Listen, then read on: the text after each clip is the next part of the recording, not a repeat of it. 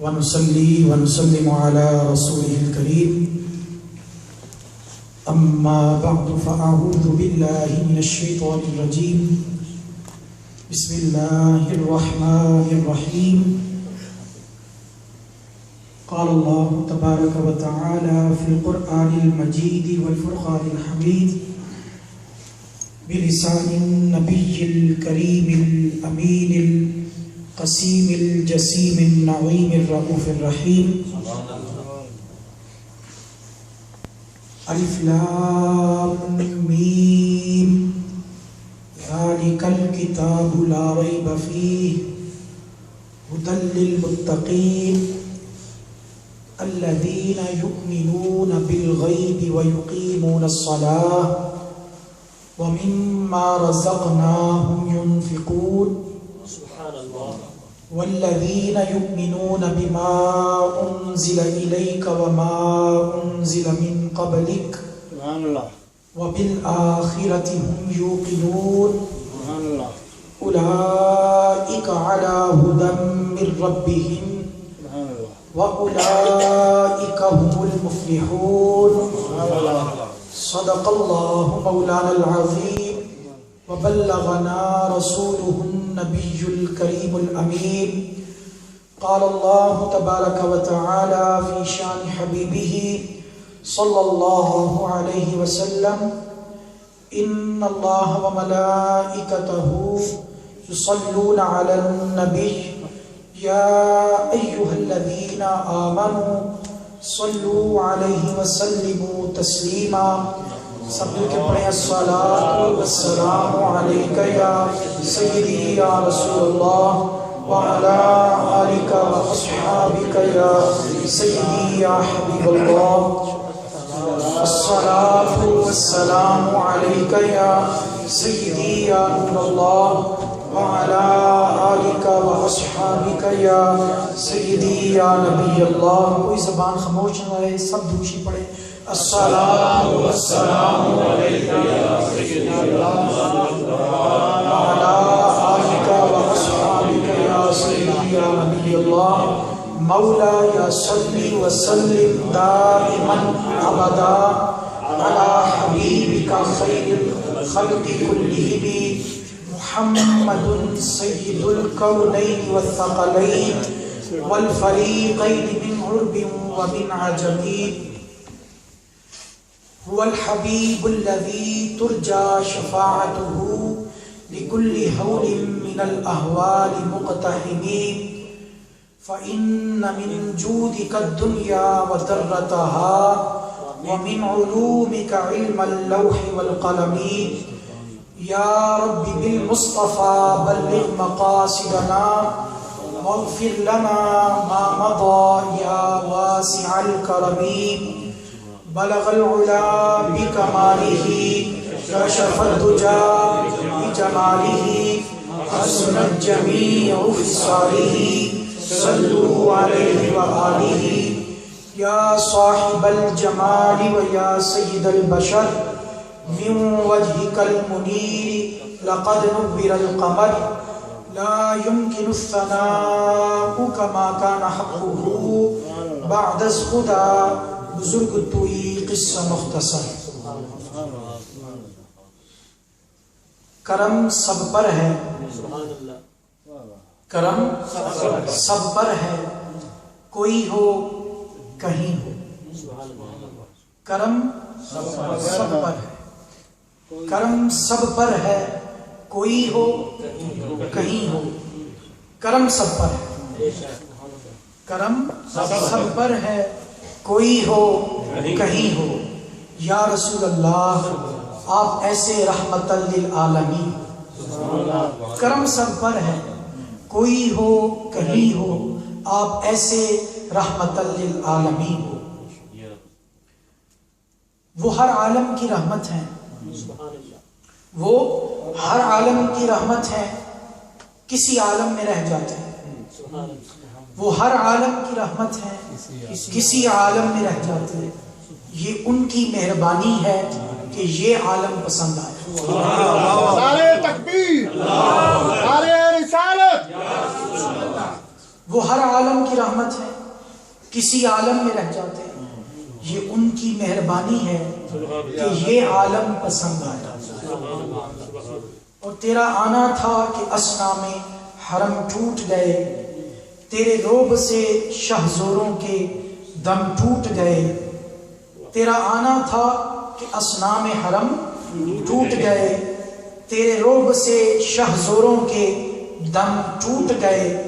تیری آمد تھی کہ بیت اللہ مجرے کو جھکا، تیری آمد تھی کہ بیت اللہ مجرے کو جھکا، تیری ہیبت تھی کہ ہر بت تھر تھرا کر گر گیا، تیری ہیبت تھی کہ ہر بت تھر تھرا کر گر گیا۔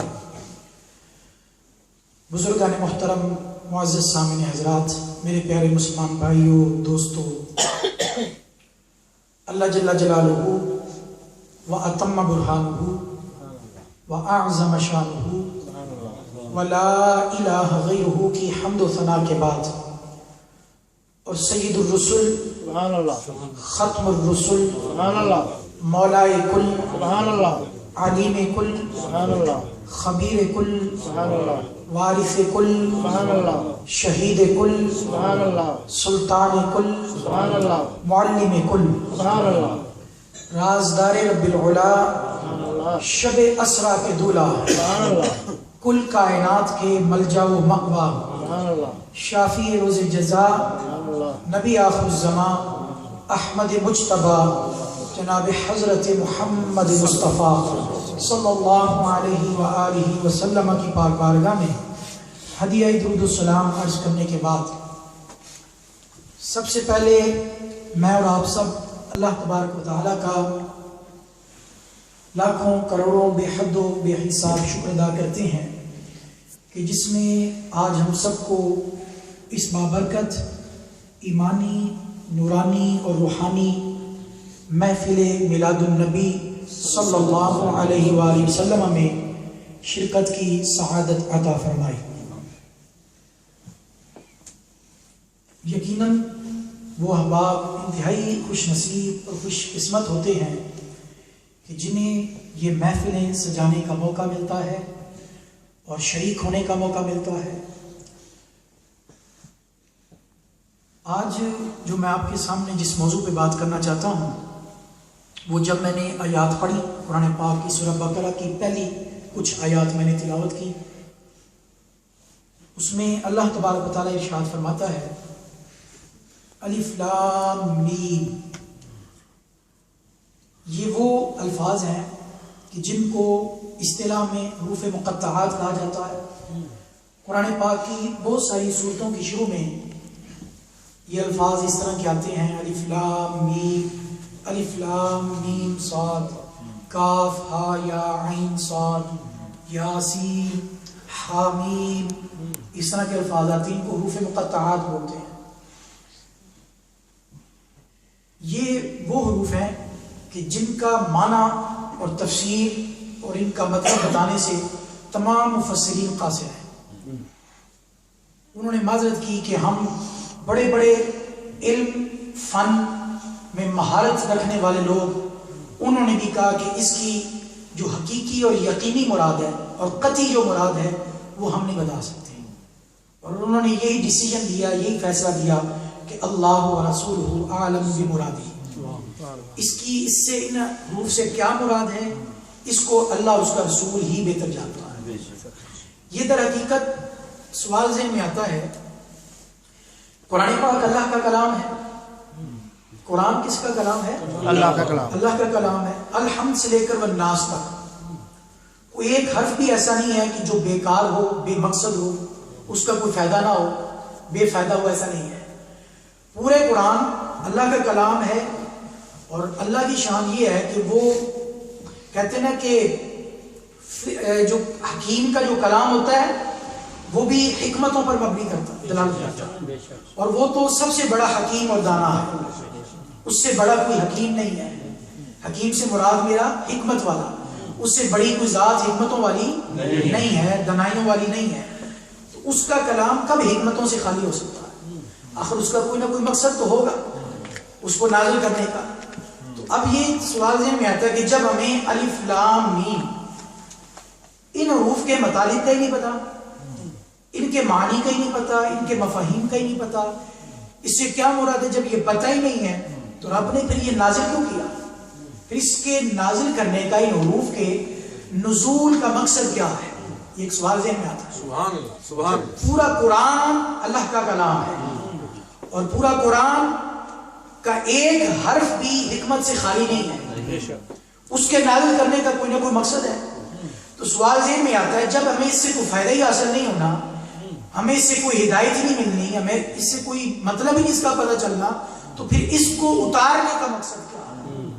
اس کو اتارنے کا مقصد کیا ہے؟ یہ بات تو پکی ہے اپنی جگہ کہ رب کا کلام بے معنی نہیں ہے، بے مقصد بے فائدہ نہیں ہے، رب کا کلام با مقصد ہے، با معنی ہے، اس کا کوئی نہ کوئی فائدہ ہے۔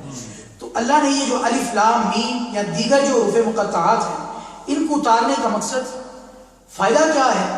جبکہ ہمیں تو ان کے معنی کا بھی نہیں پتا۔ ہمیں کیا، بڑے بڑے مفسرین، ٹھیک ہے، انہوں نے بھی یہ عاجزی کا اظہار کیا ہے کہ ہم اس کے معانی و مطالب نہیں بتا سکتے، اس کی قطعی، ہاں کچھ تعویلیں کی گئی، تفسیریں بیان کی گئی، لیکن ساتھ انہوں نے اس چیز کا اقرار کیا کہ یہ قطعی نہیں ہے کہ آپ یہی کہ اس سے یہ ہی مراد ہے، نہیں، اور بھی ہو سکتی ہے، ٹھیک ہے، قطعی یقینی مراد کسی نے بھی نہیں بتائی۔ تو پھر ان حروف کے اتارنے کا مقصد کیا؟